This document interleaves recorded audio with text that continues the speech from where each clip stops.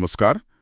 आज हम बात कर रहे हैं भारत, अमेरिका, रूस और ब्रिक्स देशों के बीच तेजी से बदलते समीकरणों पर। और इसकी शुरुआत हुई ज़ाहिर है अमेरिका के भारत पर लगाए गए नए तारिफ से। हमारे पास जो जानकारी है वो हाल की जियोपॉलिटिकल घटनाओं, बयानों और उनके एनालिसिस पर आधारित है। इसमें एक यूट्यूब वीडियो ट्रांसक्रिप्ट भी शामिल है। हमारा मकसद है इन टैरिफ्स के असर को समझना और ये देखना कि दुनिया में किस तरह की नई राजनीतिक और व्यापारिक गोलबंदी हो रही है। चलिए इस उलझी हुई तस्वीर को थोड़ा सुलझाते हैं। जरूर।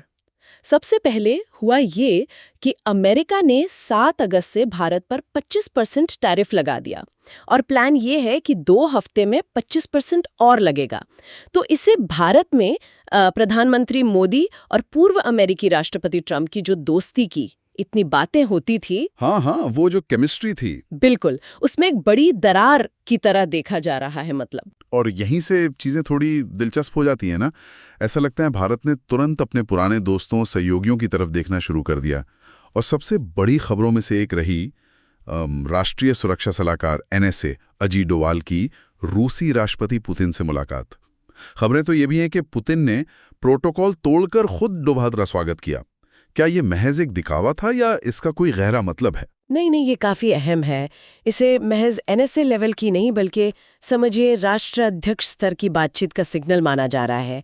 ये दिखाता है कि रूस भारत के इशारे को कितनी गंभीरता से ले रहा है, वो भी तब जब अमेरिका से तनाव बढ़ा हो। सही बात है। और इसी मुलाकात के फौरन बाद ये खबर आई कि पुतिन इस साल के अंत तक भारत आ सकते हैं। याद दिला दें, यूक्रेन युद्ध शुरू होने के बाद पुतिन भारत नहीं आए हैं, तो ये एक बड़ा डेवलपमेंट है। ये तो बड़ा डेवलपमेंट है। तो रूस के साथ तो ये नजदीकी दिख रही है, लेकिन क्या दूसरे देश भी कुछ कर रहे हैं? ब्रिक्स का जिक्र आ रहा था। बिल्कुल। ब्रिक्स देश मतलब ब्राजील, रूस, भारत, चीन, दक्षिण अफ्रीका, ये भी सक्रिय हुए हैं। ब्राजील के राष्ट्रपति लूला ने प्रधानमंत्री मोदी को फोन करके एकजुटता दिखाई। अच्छा। और चीन के वरिष्ठ अधिकारी वांग यी, खबर है कि 18 अगस्त को भारत आ रहे हैं। चीन ने तो पब्लिकली भारत के अपने हितों की रक्षा करने के अधिकार का समर्थन भी किया है। तो ऐसा लग रहा है कि अमेरिका के इस कदम ने शायद अनजाने में ही ब्रिक्स देशों को एक साझा मुद्दा दे दिया है, उन्हें और करीब ला दिया है। ये हो सकता है। और भारत ने सिर्फ कूटनीतिक मोर्चे पे ही नहीं, अपने घर में भी मतलब घरेलू स्तर पर भी एक कला संदेश दिया है। बिल्कुल। प्रधानमंत्री मोदी ने MS स्वामीनाथन शताब्दी समारोह में कहा कि भारत किसानों और पशुपालकों के हितों पर कोई समझौता नहीं करेगा।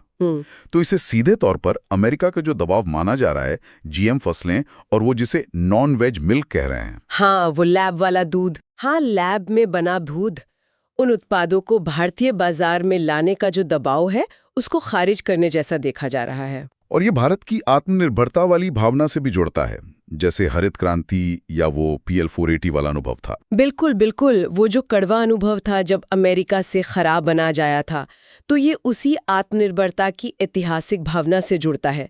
और दिलचस्प ये है कि कैसे एक व्यापारिक तनाव सीधी घरेलू कृषि नीति से जुड़ रहा है। सही कहा। तो एक तरफ ये आत्मनिर्भरता का संदेश और दूसरी तरफ पुराने दोस्तों के साथ सहयोग भी गहरा रहा है। रूस के साथ कुछ और भी हुआ है। इसका एक और उदाहरण है। रूस के साथ रेयर अर्थ एलिमेंट्स यानी दुर्लभ मृदा तत्वों के अन्वेषण में सहयोग का समझौता हुआ है। अच्छा, रेयर अर्थ्स। ये वो खनिज है जो आज की टेक्नोलॉजी के लिए बहुत जरूरी हैं। मतलब सेमीकंडक्टर चिप्स, इलेक्ट्रिक वाहनों की बैटरी, डिफेंस इक्विपमेंट। और इनकी सप्लाई पर कुछ ही देशों का कंट्रोल है। बिल्कुल। तो ये पुराने दोस्तों के बीच गहराते स्ट्रेटेजिक संबंधों का एक और संकेत है। तो इन सब बदलावों का असल मतलब क्या समझे?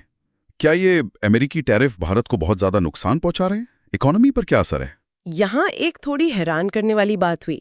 रिपोर्ट्स बताती हैं कि जिस दिन टैरिफ लागू हुआ उस दिन भारतीय शेयर बाजार गिरा नहीं बल्कि चढ़ गया।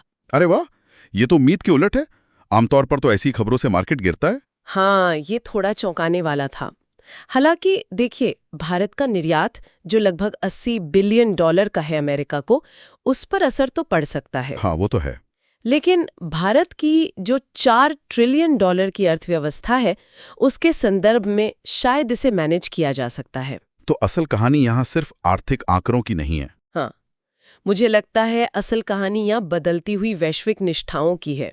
वो स्ट्रेटेजिक समीकरण ज्यादा अहम लग रहे हैं। तो संक्षेप में कहें तो ऐसा लग रहा है कि अमेरिका के टैरिफ ने शायद अनजाने में ही भारत को रूस और ब्रिक्स देशों के और करीब जाने का एक कारण दे दिया है। दोस्ती और साझेदारी की जो पुरानी धारणाएं थीं वो शायद बदल रही हैं और नई स्ट्रेटेजिक जमावटें बन रही हैं। और ये हमें एक सवाल के साथ छोड़ जाता है। जिस रफ्तार से ये वैश्विक समीकरण बदल रहे हैं, क्या हम भविष्य में शक्ति के एक पूरी तरह नए संतुलन की तरफ बढ़ रहे हैं? और क्या ये टैरिफ युद्ध सिर्फ भारत अमेरिका रिश्तों तक ही सीमित रहेगा, या फिर ये पूरी दुनिया के व्यापार करने के तरीके को ही बदल कर रख देगा? इस पर यकीनन सोचने की जरूरत है।